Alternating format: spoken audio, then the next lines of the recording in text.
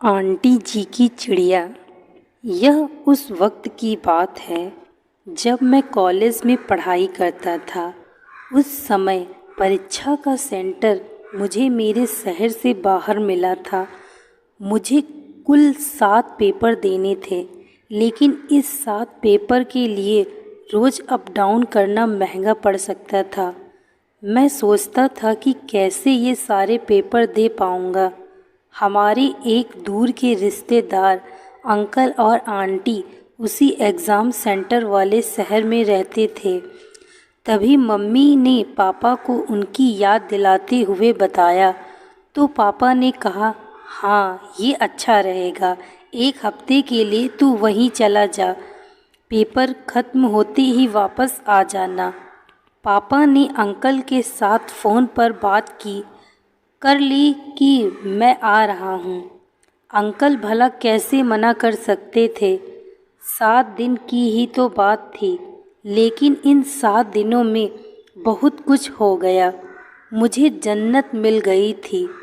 दरअसल अंकल और आंटी अकेले ही रहते थे। एग्ज़ाम के 3 दिन पहले ही मैं वहाँ पहुँच गया था। अंकल थोड़े बूढ़े थे, लेकिन आंटी की तो क्या बात करूं, वो तो अभी भी जवान लगती थी। आंटी का नाम बबीता था। उनके एकदम लंबे बाल, मुलायम स्किन और देसी साड़ी पहनकर घर में ऐसी घूमा करती थी जैसी कोई अप्सरा ज़मीन पर उतर आई हो। वो एक हाउस वाइफ थी।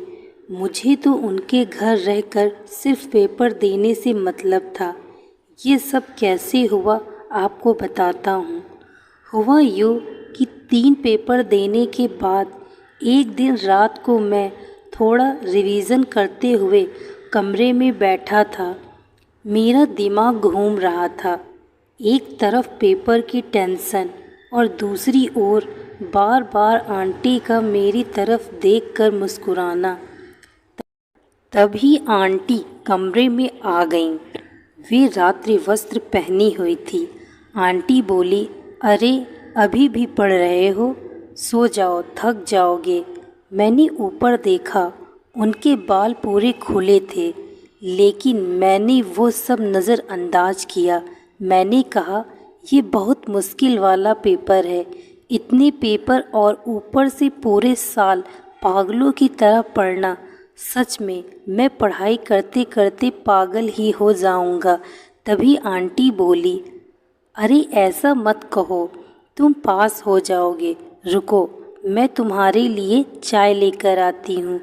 अरे नहीं आंटी, अब रात को क्यों चाय बनानी है, आप रहने दीजिए, खामखा आपको तकलीफ़ होगी। इसमें तकलीफ़ कैसी, मैं अभी आई।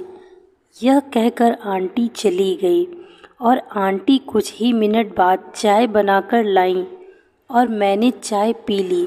मैंने कहा, आंटी आप बहुत ही अच्छा खाना बनाती हैं और चाय भी।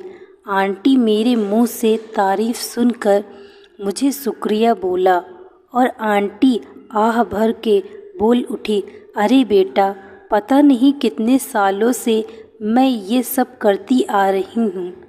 अब तो जैसे आदत पड़ गई है। मशीन की तरह रोज़ जागकर एक ही काम, झाड़ू पोछा, कपड़े धोना, बर्तन, इतना हुआ नहीं कि फिर से सफाई। अब तो होता ही नहीं ये सब। मुझे तुम्हारे मुंह से तारीफ़ सुनकर अच्छा लगा।